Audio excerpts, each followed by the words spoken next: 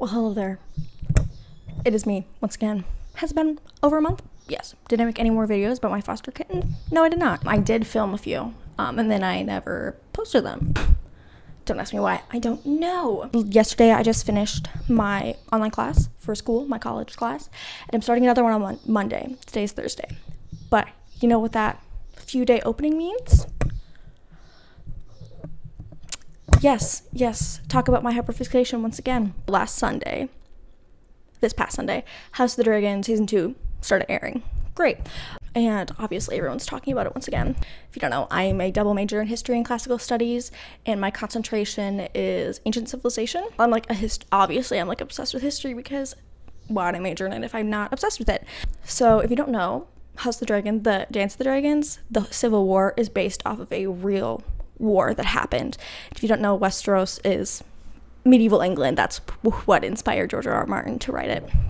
So I thought I'd talk about the real story behind Dance of the Dragons and talk about who is who in the show, in the story, and who they were inspired by in real life and like what happened. I do have more foster kittens. I have 5 new beans. So if you hear them meowing in the background, that's them. Okay, so let's begin, shall we? Okay, so I'm sitting over here now because I'm going to put visuals. Okay, I'm going to put visuals on this side. There were so many people involved in the Civil War, like in the Dance of the Dragons, the Civil War. So I'm just going to put visuals right here and then draw the similarities between them digitally because it would be too much to put on the wall. Okay, so the war that inspired in George R. R. Martin's Fire and Blood, Song of Ice and Fire series was the War of the Roses, which was when the 2 branches of House Plantagenet, which was the ruling house of England, was when their 2 factions were fighting for the throne because they each thought they, deserved it. So in George R. R. Martin's version, in the fictional universe, House Plantagenet is House Targaryen, and the blacks and the greens are the red roses and the white roses, the Lancasters and the Yorks. They were named after their sigils that they chose. This is House Plantagenet's sigil, and then this is the Lancaster sigil, and then this is the York sigil. And it's like in House of the Dragon, Game of Thrones, whatever. The Targaryen banner is just this one, and then Aegon is this one, and Rhaenyra is this one. They made 2 different heraldic banners, even though they're in the same house. Great. So the red roses were the Lancasters, and the white roses are the Yorks. And House Plantagenet was a ruling house in England from 1154. They took the throne after the anarchy, which was another big war, which the anarchy, at least I think, inspired the Century of Blood, which is after Valyria collapsed in Game of Thrones. There was 100 years where people were scrambling for power to try to figure out okay, who has power, who doesn't, who can control what. So the anarchy was a big time in England history because it was anarchy. There was really no government, people were scrambling, and House Plantagenet came from France. They're a French house to England, and then they took the throne. It's like how during Aegon's conquest, they're from Valyria and they went to Westeros. If you don't know, Westeros is England, the Narrow Sea is the Channel, and then Essos is Europe, essentially. Obviously not to a T, right? But you get the gist. And the Century of Blood, like I said, is the anarchy, and both of these times ended with a powerful foreign house taking control of the country. So the Targaryens in Game of Thrones universe and House Plantagenet in real life. And this happened in 1154. And the War of the Roses started in the mid-1400s, and it went until the late. It ended in the 1480s, but it lasted for a couple decades. In George R. R. Martin's Game of Thrones universe, the Dance of the Dragons only lasted for 3 years. I believe 2 or 3 years, but the War of the Roses lasted for a while longer during the 100 Years' War, which, if you don't know what that is, it was a conflict between England and France because England at this time had land in modern day France off of the Isles, and France wanted control of this this land in this area. England didn't want to give it to them. They were fighting over this for 116 years, actually. It was called the 100 Years' War, but it actually lasted 116 years.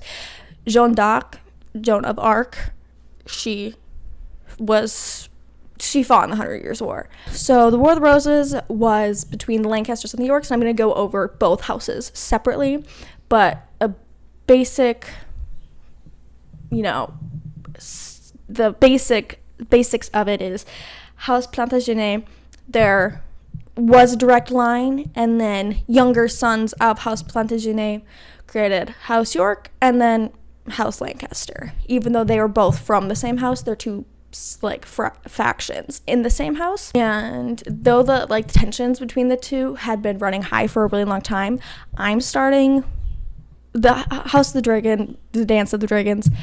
It is inspired by the entire thing, but the real similarities occur at the very end. So while the tensions have been running high for 20 years at this point, I'm going to be talking about the end of it, because that's what is most similar to Dance of the Dragons. And there were lots of minor lords and people and knights and stuff that were vying for power, because they were also descended of this house. These people inspired the dragon seeds in the dance, but they were all fizzled out. None of them succeeded really at all, and their lines didn't last like in the Dance of the Dragons. All the minor lords and the dragon seeds that tried rising to power because they were of Targaryen descent, nothing happened to them. They are not important, really. So it's the same. Those people inspired the minor people that tried rising to power, but I'm not going to talk about them because there are so many, and nothing happened. Nothing came of them. Really, all of them were put down, and they didn't have a strong enough claim. So I'm just going to be talking about the Lancasters and the Yorks. Got it? Good. So a brief history. So I'm going to talk about York first. So Richard of York, who this kind of all started with, it didn't start with him, but the gears really started moving with him. So Richard of York, he was a direct descendant of King Edward III. He was a direct descendant actually on both sides of his family. Through his father, he was a direct descendant of King Edward III's fourth son. But through his mother, he was a direct descendant of King Edward's second son.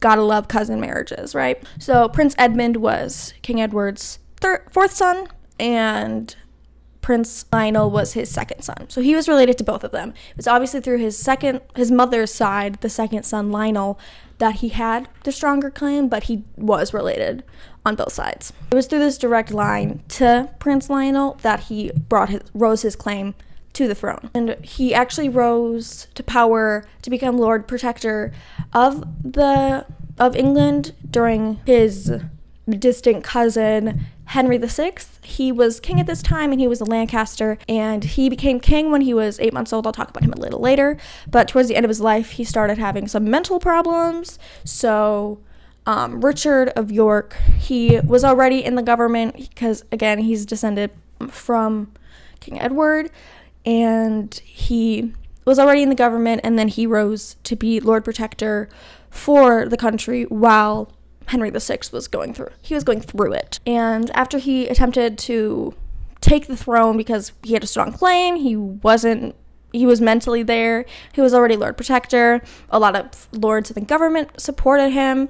Instead, while he was putting into motion to take the throne, he was persuaded not to do it, and then he was officially made Henry VI's heir. So upon Henry's death, Richard of York was going to become king after his cousin. But just a few weeks after this was made official, he was officially crowned heir.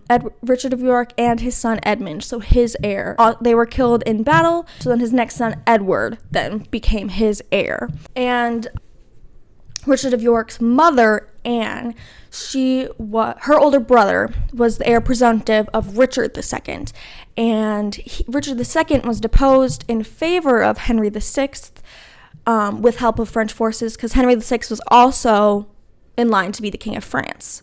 He was actually the first monarch, I think maybe the only one, to be King of France and England at the same time. Anyways, so Anne, she was the only sibling of her brother Edmund, who was the heir presumptive. And after he died, that line of succession went directly to her son, Richard, and then from Richard to his son. So he actually, even though her older brother Edmund was never officially made heir, he was the closest male relative and heir presumptive. So a quick recap. The White Roses, the Yorks, they're direct descendants of two sons of Richard III.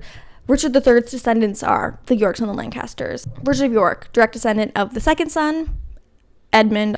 He was related on his mother's side through Edmund, and then through his father's side to Lionel, the second and fourth son. And Henry VI was a Lancaster, the Red Roses, and he was a direct descendant of King Edward's third son.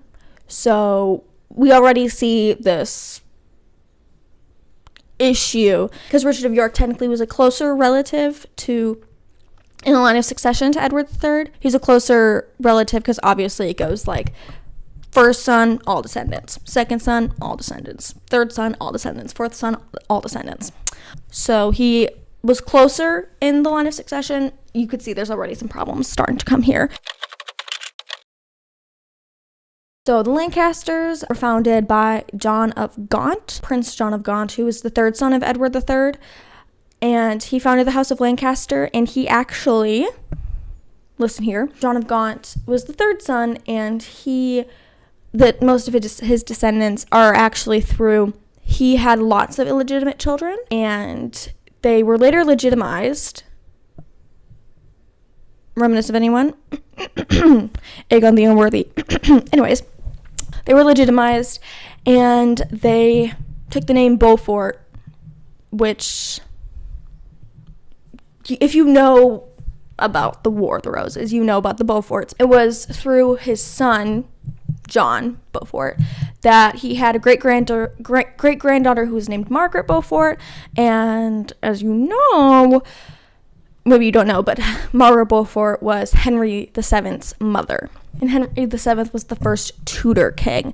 Tudor was descended from Lancasters, okay? They were a branch of House Lancaster. They were through the legitimized children of John of Gaunt, even though they weren't born in marriage, so they couldn't take his name, so they took the name Beaufort, again, like House Blackfire. And it was through the female line that Henry VII could claim the throne. And like I said, Henry VI was a Lancaster, and he was descended from the legitimate John of Gaunt. Had one or two legitimate children, I believe, and the current King Henry VI was descended of this legitimate child, but he was also related to the Beauforts, which are the legitimized house.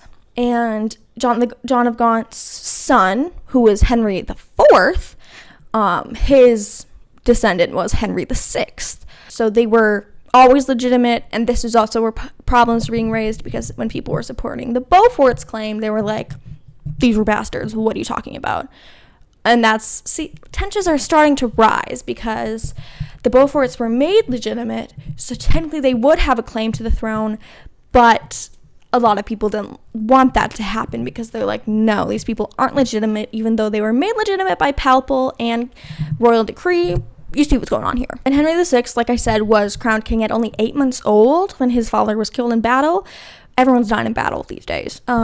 So he was crowned king at 8 months old, and when he was like 10 or 11, I believe, he became king of France. So obviously the French supported him because him being king, because that would lead to some French influence in the English court. Hopefully that made sense. Okay, so the beginning of the end. Now that we have an idea of both sides, okay, remember Richard of York, obviously a York, Henry VI, Lancaster. Great. So Henry VI, he suddenly comes back, like, from his mental vacation, I guess. Like, he was having a lot of mental difficulty, but after the death, oh my god, my bangs are so uneven. Okay, let's not look at these. Okay, but after the death of Richard of York and his son, and obviously his next son was the heir, he revoked the naming of the York heirs. So he decided that, no, that's actually not how it's going to roll.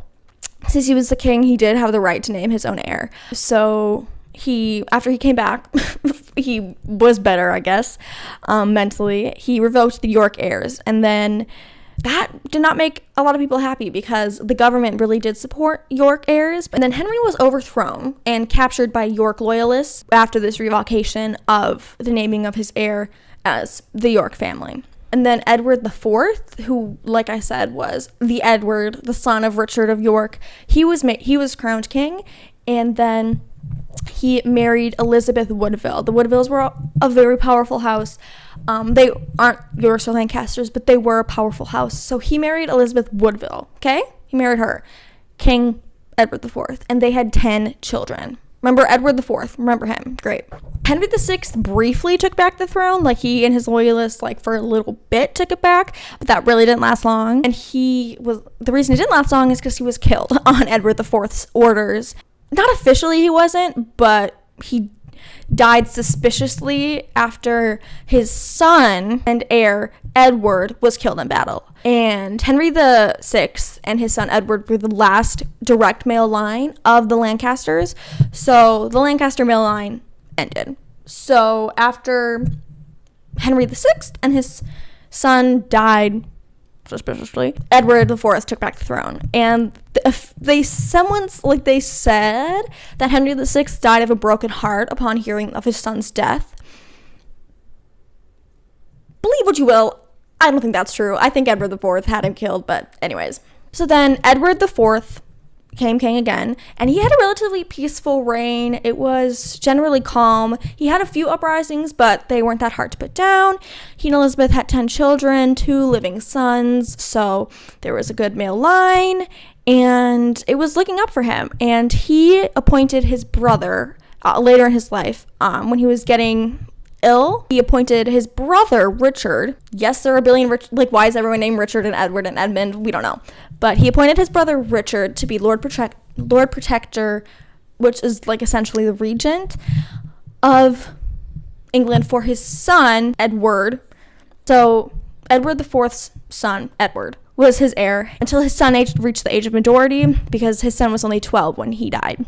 But upon Edward IV's death, Richard didn't like that, so he overthrew his nephew, who was 12 at the time, and then he had him arrested and thrown in the Tower of London. And Elizabeth at this time didn't know of Richard's plans to overthrow her son, and on the eve of his coronation to be Edward V, because he was heir, but you're not officially king until you're crowned. Upon the eve of his coronation, Richard kind of tricked Elizabeth Woodville, his mother, into handing over her only other son under the guise of helping his brother during the coronation, attending to him. And then Edward and Richard, the nephew that he tricked Elizabeth Woodville into giving him, other than Edward, was named Richard, okay?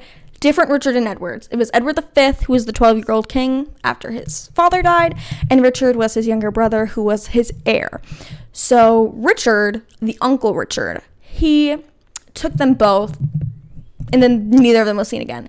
They are called the Princes in the Tower. They were definitely killed. Richard definitely killed them. And Elizabeth Woodville, upon this, was like, well, yo, what the fuck? And so on the coronation day, Richard crowned himself king. It's like, it's me. I'm king. So then he became Richard III. And upon his coronation, he declared all of Edward IV, his brother, he declared all of his children illegitimate. He declared that his marriage to Elizabeth Woodville was void, and that all their children were bastards, and that thus had no right to the throne. So it was him. It was his turn. It was his throne. And obviously, Elizabeth Woodville, Edward IV's wife, was like, yo, what the fuck's going on here? She was not happy about that. So Edward IV overthrew Henry VI, right? His son, remember him, Edward, who was killed in battle, Richard III married his widow. So the daughter-in-law of Henry VI, Richard III married. Got it? Good. And they had one son, also named Edward. Everyone's fucking named Edward. But they named him, his name was Edward, but he died in childhood. So they didn't have any heirs. So they didn't have any male heirs left. So Elizabeth Woodville, who was the wife of Edward IV, mother of his 10 children, upon the murder of her 2 sons, she's obviously distraught. So she goes over to France. Okay, she goes over to France. Because remember the Beauforts? upon the reign of John of Gaunt, remember him? He exiled the Beauforts to France because they were a threat to his reign, and he didn't want them. So they are in France, right? Elizabeth Woodville, she knows about them because the Tudors, they're known, like, they know that his mother's a Beaufort, so then he is a direct descendant of Edward III. So she goes over to Henry, who at this point is a teenager, but his mother, Margaret, is pushing for her son's claim to the throne. She is speaking for him. She's gaining support for him. Then Elizabeth knows this, and people know this is happening, but it's in France, so it's kind of a distant issue. And Henry actually was nervous about this plan, and he needed convincing to claim his right to the throne, which, if you don't know, Aegon II didn't want to be king, and his mother convinced him. And then his mother eventually convinced him to, plan to invade England and seize the throne. So Elizabeth Woodville, she proposes a betrothal between her daughter, who is currently the only heir, because Richard III killed his only male heirs. So she is currently, her name is also Elizabeth. She proposes a betrothal between her daughter, who is the York heir to the throne, because there's literally no one else. She's the York heir to the throne. She proposes a betrothal between her daughter and Henry because that would strengthen his claim to the throne. Because I guess women don't deserve the throne here, but however, before this could happen, Richard III's wife died suspiciously, and then he plans to marry his niece, the York heir. Before this could come to fruition, Henry Tudor invaded, and he killed Richard in battle. And then he crowned himself Henry VII, and he married Elizabeth of York. And then their marriage united Lancaster and York. So the conflict was over. Okay, York and Lancaster were one now. Their son Arthur was signified the unity of the York and Lancaster bloodlines, and essentially ended this feud. Listening to that, you probably heard a few similarities between the story and Dance of the Dragons, right? You should, because this is the historical event that inspired George R. R. Martin to write the Dance of the Dragons, write the Civil War between the House Targaryen. So in the Dance of the Dragons, Viserys, we know him. He appointed his oldest child, which is daughter, as the heir to the throne, because he at this point had no other children. And even after he had sons by his second wife, Alicent, he was steadfast on having Rhaenyra as his heir. Rhaenyra was his daughter. Never changed his mind ever. He wanted his daughter to be queen after him, the first reigning queen of Westeros, because he believed that she was made for the throne, and he raised her to be queen. However, upon Viserys' death, his wife, Alicent Hightower, crowned her son king, because she's like, he's a boy. He deserves to be king. It's his throne. The story behind, she claimed that Viserys whispered to her, right as he died, that he wanted Aegon to be king, but, that's not true. Alicent and Aegon were called the Greens, and Rhaenyra and her council were called the Blacks, and they were named this because of the dresses that they wore to some event, like how the War of the Roses, they were named after their heraldic banners. While they are two branches of the same house, they both believe they deserve to be on the throne, and hence split, and then the war started. Just like the War of the Roses, they're the same house, they're just two branches of the same house. And at the end of the war, Aegon the third, Rhaenyra's son, and Aegon II, Rhaenyra's brother's daughter, Jaehaera, they are wed. So the Greens and the Blacks are united in marriage, and then the conflict is over. That's a very brief summary of what happened. You can see there's a lot of similarities between the two stories. Edward IV, he appointed his son heir. His brother believed he was, entitled to it, and all this stuff. So a lot of the battles in the Dance of the Dragons are directly inspired by battles in the War of the Roses. all the fucking heirs dying, all the male heirs getting killed in battle. That happens in the Dance of the Dragons. Like, all 3 of Rhaenyra's sons are killed. She's killed. Her husband Daemon, who's also a Targaryen because it's her uncle, whatever, he's killed. Her cousin, kind of cousin, Rhaenys, is killed, and she was also in line. Like, all these people die. So that's like the quick rundown of it. But also, like I said, there's a lot of components in here that didn't, like, that inspired him, but not directly in the dance. Like Aegon the Unworthy, who's Aegon the Fourth, Viserys the Second, Rhaenyra's second son, his son, he legitimized, his bastards were legitimized, and made a new house. Blackfyre, that's the Beauforts, things like that. Like, they're not directly during the dance, but they are inspired by medieval British history. So yes, that was the story of the Yorks and the Lancasters, and how they directly inspired the Greens and the Blacks in the Dance of the Dragons. It was inspired by the War of the Roses. It's roses and dragons, because their heraldic badges were roses, and the Targaryens are dragons. Whatever, you get it. Anyways, thank you so much for watching. Hopefully this was cohesive and, like, you could get it, you understood. Hopefully it was entertaining. What's entertaining is my fucking janky ass bangs that I cut 5 minutes ago. Anyways, thank you so much for watching. Like if you want, subscribe if you want, comment if you want, do whatever. Yeah.